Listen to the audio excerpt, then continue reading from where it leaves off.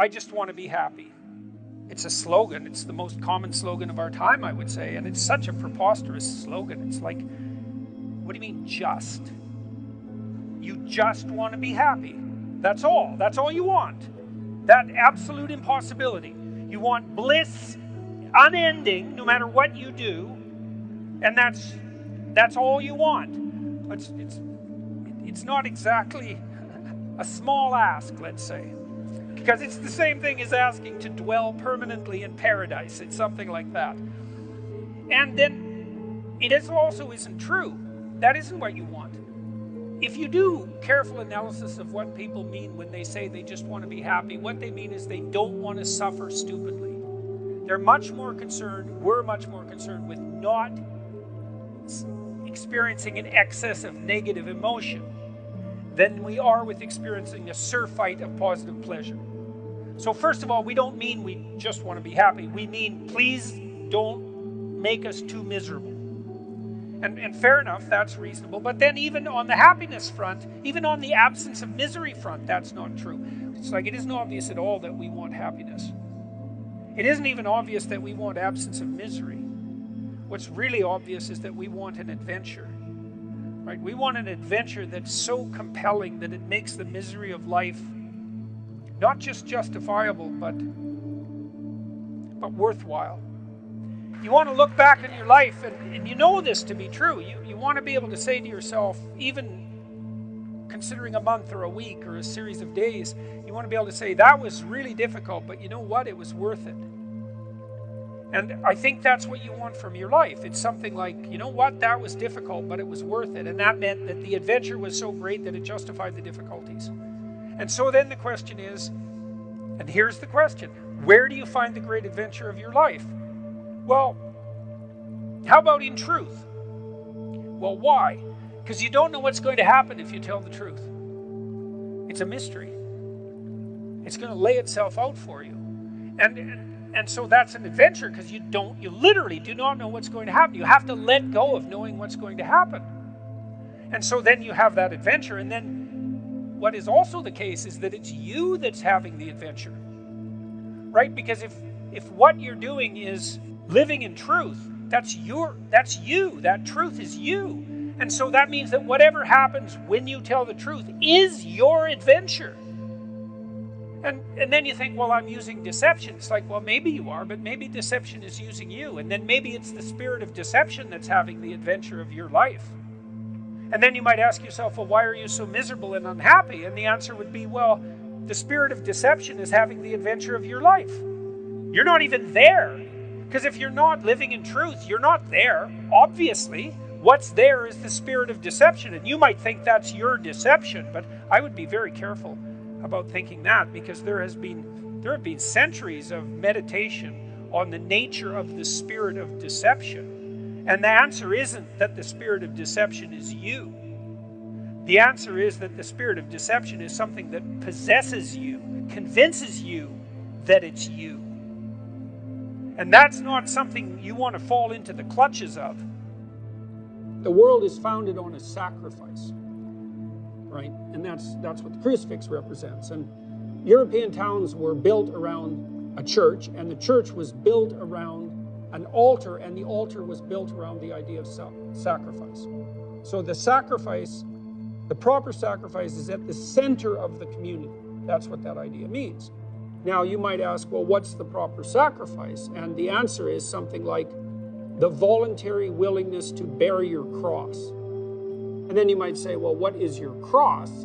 And the answer to that is, well, that's the catastrophe of your life, right? That's the fact you'll be betrayed, the fact that you're going to die, the fact that you're going to be in pain, the fact that your loved ones will see you suffer, the fact that the mob will come after you, the fact that criminals might be preferred to you, etc. It's all the potential catastrophes of your life. And then the sacrifice is the idea that you have to let your, what would you say? You have to let your narrow ego go enough so that you pick all that up voluntarily, all of that. And then that transforms it.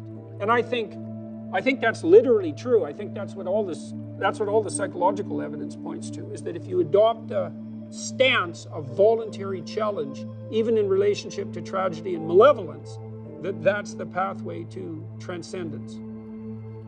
Do you have something to say that you're not saying? If you do, then it's your fault. This is your fault. It's your problem. And you might say, well, I'm too afraid to talk. It's like, fair enough. How afraid are you not to talk?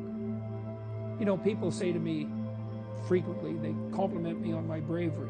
And I think, you don't understand. I'm not brave. I don't like conflict. I'm way more afraid of losing control of my tongue than I am of the consequences of saying what I have to say. Because I know what happens when we allow other people to control our tongues. It's not good. It's not good. It's hell itself. And so, of course, it's troublesome to suffer the slings and arrows of outrageous fortune when you say what you have to say. It's like, that's fine. Try not saying what you have to say. Well, that'll be okay in the moment. It's like, yeah, in the moment. But unfortunately, your whole life isn't in the moment. Practice in developing the capacity for skilled movement forward in a manner that simultaneously encourages the others that you're cooperating with to do precisely the same thing. And that's not some arbitrary ethos. It's not arbitrary, because if that doesn't happen, then nothing flourishes. And if it does happen, then everything flourishes. It's also not relativistic in some sense, because you have to do that no matter what you're doing. No matter what it is that you're doing, if you do that well, you're doing whatever it is you're doing well. In fact, that's really in some sense how you would define well. If you give up enough psychologically, you'll cut your losses in actuality. And of course, that's sort of what thought's for, is right? So that you can get yourself straight, you can give it up in abstraction so you don't act out the pathology, and then nothing dies in actuality. But that still means you have something to give up. You want to initiate a process of active engagement with the dragon that burned you, fundamentally. The psychophysiological pattern of active engagement is the opposite to the psychophysiological pattern of involuntary stress. And so if you can practice embodying that voluntary confrontation, then that stance can come to dominate. And that's the stance you want to dominate, because that moves you forward voluntarily into the world. And that, in all probability, that will work. I want to be free to do what I want. Okay, well, hang on a sec. Which I are you talking about there? Are you talking about the mature I that sees next week and next month and next year and 10 years out and that takes the community into account? Or are you talking about the impulsive, hedonistic, self-serving, narrow I that just wants exactly what it wants right now? And what makes you think that when you make a case for that hedonism, that you're not just falling under the sway of an impulsive, short-sighted demon, so to speak? If you look at music, for example, music operates by very sophisticated rules. And so it's ordered and constrained. But out of that system of rules comes an almost infinite array of possibility. And so, we have this sense, I think it derives from Rousseau, that any constraint of order is a limit on freedom, when what we should be hypothesizing is that with the optimal set of principles, you get the maximally desirable freedom. And it's not freedom from everything, and it's not freedom to do anything. It's certainly not a narrow hedonistic freedom, because that backfires on you like the next day.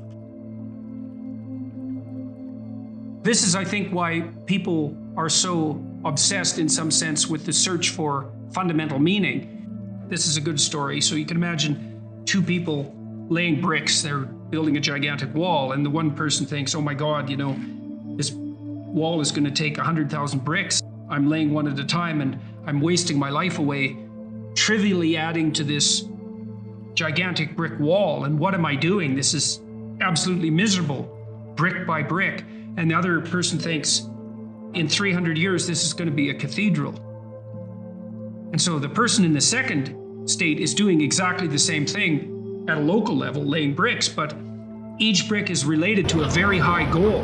And that means the reward that's attendant upon the laying of the brick is proportional to the goal of the entire behavioral process.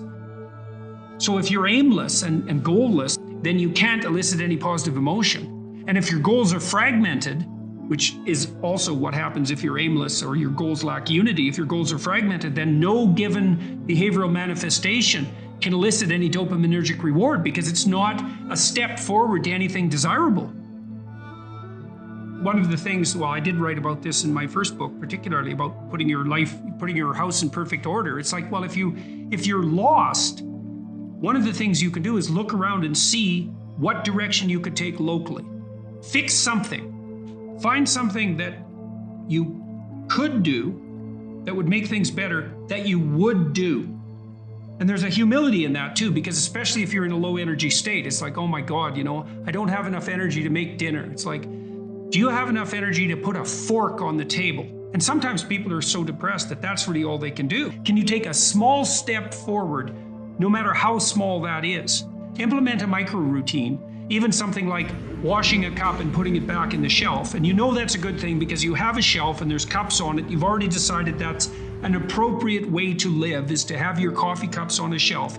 If you go ahead with cleaning out the cup and putting it on the shelf, then you've taken steps towards a valuable micro goal. You get a dopamine kick from that. That transforms itself into adrenaline and energizes you. In part, what the dopamine system is doing. So imagine that the purpose of the dopamine system is to elicit a satiating reward, fundamentally. But then the satiating reward is something that has to be approached in steps. And so in order to maintain the motivation necessary to approach the satiating reward, you have to mark each of the steps with a marker of pleasure.